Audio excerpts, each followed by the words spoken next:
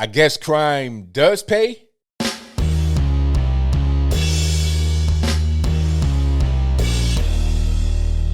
How's everybody doing? My name is Anthony Brian Logan, and today we got to talk about this crazy video coming out of San Francisco, California, of a brazen theft in broad daylight at a Walgreens store.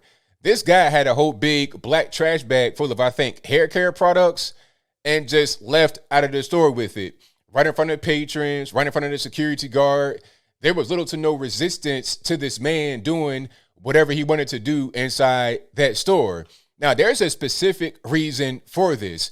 It's not because he's hungry and he's poor and he wants bread like AOC would say. That's not it. There's a specific legislative reason for him being able to do whatever he wanted inside the store. Now, before I go down that rabbit hole, let's roll the clip. In this clip, you'll see what he did in the context. You'll also see the reaction from CBS this morning, which is very interesting. Keep an eye on that. After we get done watching that, I'll come back. I'll talk about what was said and done there. Then I'll give you the rest of my 2 cents, my deep detail analysis, and then I'll wrap it on up with a nice bow on top. So without further ado, let's go ahead and roll it.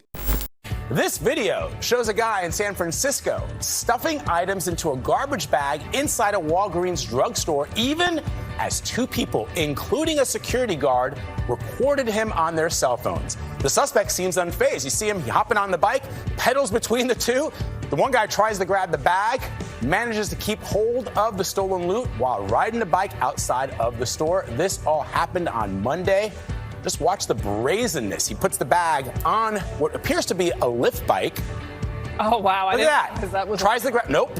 And out the door he goes. So at a recent meeting, Walgreens officials said thefts at its San Francisco locations have risen to 4 times the chain's national average over the past 12 months. They've also had to close 17 stores in the city over the past 5 years, largely due to the impact of thefts on their business. So crime is never justified, of course. I will say that I think they could have made a little better effort to stop that bicycle. I mean, you could have disrupted that bike, but maybe there's. I mean, if the guy's doing the guy was armed. Well, you never know, and I think that there has been a movement in some retail locations to not put people's lives in jeopardy. Right. By having them, I mean, you don't need to be a hero over some toothbrushes or whatever it is. But should the security guard be videotaping when there's a woman videotaping right next to him? Yeah. I mean, you would think he could at least try to approach the guy. Yeah, and also, why did you let him in the store with a bicycle? That was my first thought. That reads also as an act of desperation. I mean, you're not getting rich off of what you take from a Walgreens. You're getting probably something you need. I don't know the details of that particular case. I mean, a bag full. They looked like hair products. That's what it says. It was hair products, which are valuable. So, and he's filling his bag full of them. All right, you saw that, you heard that. Now, I'm not really sure where to begin. I guess the elephant in the room might be a question from you guys watching. Hey, ABL, why didn't a security guard stop him? What's the point having a security guard in the store if they're not going to secure the store? If they're going to let crimes happen, he's on his cell phone filming. He had this kind of half-hearted attempt to try and grab the bag. Why not do more? Well, that's a really good question, actually. I'm not really sure why they have security guards in San Francisco in these stores. I mean, it's not to prevent theft. I know that much because rules in San Francisco say if you steal anything less than $1,000, I think it's actually $950. If you steal anything less than that, you're not going to get prosecuted. It'll basically be a citation, the equivalent to a ticket. And it's not even like a paid ticket. They pretty much just give you a warning and write you up. Basically, in a nutshell, in layman's terms, if you steal anything less than $1,000, nothing will happen. You can do whatever you want. And you see the reaction from that guy, from the white liberal guy on CBS, that right there is the mentality of the DA, of those in power, probably the mayor, London Breed. That's the mentality of people that are out there. Just do whatever you want. He might have needed it, because it kind of comes down to a few things. First of all, you have a lot of rich people in San Fran, like super uber rich. I think the median home value was well into the millions. That the cheapest house might be $1 million. I mean, it's to the point where San Fran's overrun with all these tech people, and it was already kind of woke before that. That's where the Black Panthers came from, Oakland, but same thing. Anyway, it was already woke, and you put in all this money, so you got woke rich people. Bad combination. They think, hey, I got $1,000 to burn, so what's the deal if this store has it taken from them? I don't really care about $1,000 taken from me, so they should feel the same way. But it's not quite how things work. Walgreens closed, I think, 17 stores in San Fran because of this policy, because people were just going in there taking stuff. What's the point in not taking stuff? I'm not going to go to jail. I'm not going to get in trouble. They won't even stop me from doing it. The security guard is right in front of me. I can look him dead in the eyes and take whatever I want, and he won't do anything. So what's the point of me not taking stuff? These people think that, oh, they really need it. They're in desperation. But the guys and girls that were on set were like, well, it was hair care products. Okay, he's just trying to steal those and sell them on the street or sell them online or something like that. That guy probably has plenty of money and was going in there just to make some extra money by stealing. That's what's happening. All these feel-good policies end up just making small business suffer and the city more dangerous, because check it out.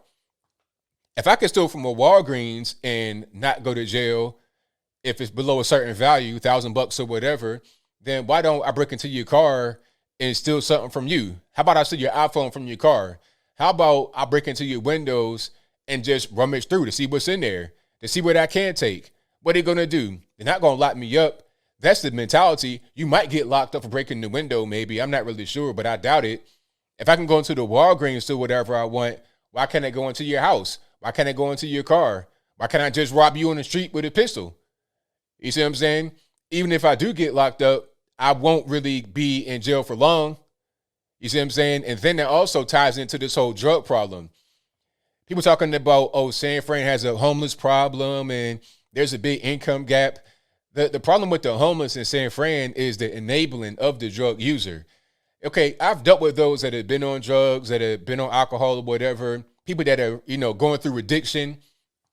The worst thing to do is to fuel their addiction in any kind of way. Whether you're going to be there to, rescue them with some kind of Narcan, that's a different ball of wax, so I won't go down that road. If you're there to rescue them, they're more likely to continue to use because they know they got that backup. If they go overboard, overdose, or whatever, they might not die because you're going to be there to save them, right? They can get all kind of clean needles. They can get money to go out there and buy their drugs. They could be on the street panhandling aggressively, and it won't be a problem. They can doo-doo on the ground, and it's not really an issue. They can pretty much do whatever they want because nobody's going to put them in jail because, oh, well, they're homeless and they have mental health issues and all this and that, and we shouldn't treat people that are on drugs like criminals. So, all right, you got all these things going on. We got to be sympathetic. We got to be bleeding heart liberals, all this and that. You're going to have a lawless, dangerous, drug-infested, disgusting, and dirty city as a result. All right?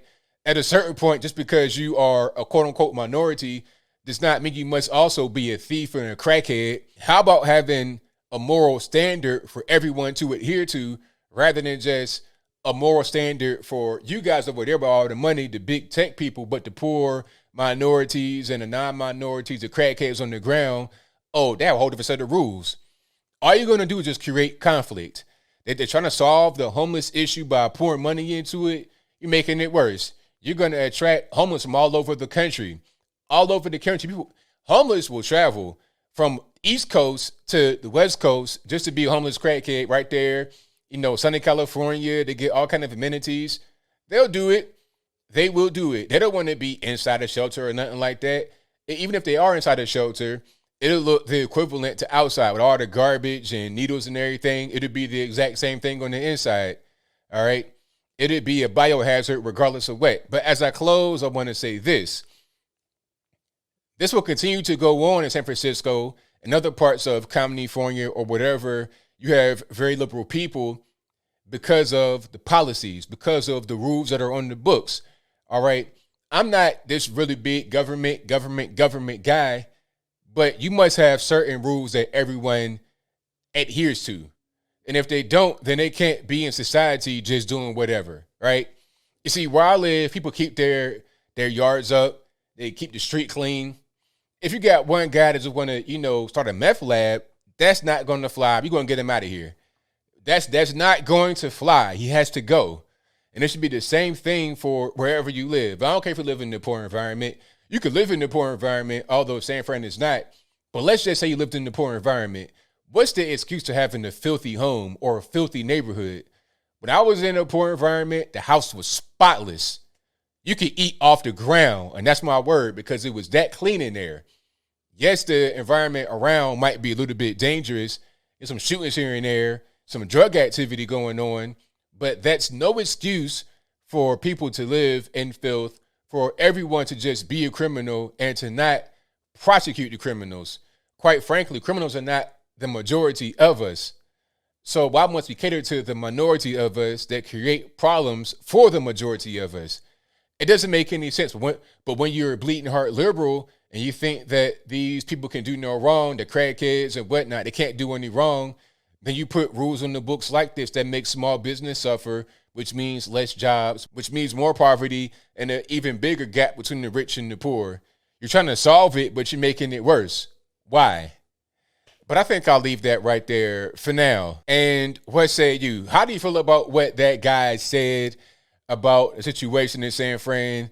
How do you feel about a situation in San Fran? You could just steal whatever you want, take whatever you want, and there's no consequences, no penalties. Whatever your thoughts on that are, let me know in the comments below. You guys pretty much know where I'm at with it. I think that it's ridiculous to just say, okay, you could steal whatever you want below $1,000 and there's no penalty. You could shoot your heroin in the broad daylight right in front of little kids at elementary school, and that's no problem. I mean, at a certain point, you got to have a society that has order, that has law. You can't just have this weird, dystopian future type thing be the norm. You just can't have it, man. You got to have society have standards and some kind of central focus, because if you don't, you're going to have a degenerate society, which is very easily overrun by the outside of people that are in order and have all their ducks in a row. Okay? Order always trumps disorder, and you don't want to be the disorderly place that gets destroyed by the outside orderly place. But whatever your thoughts are, please let me know in the comments below. And that's all I got to say for this video. If you like what you heard, please comment, rate, share, and subscribe. Peace.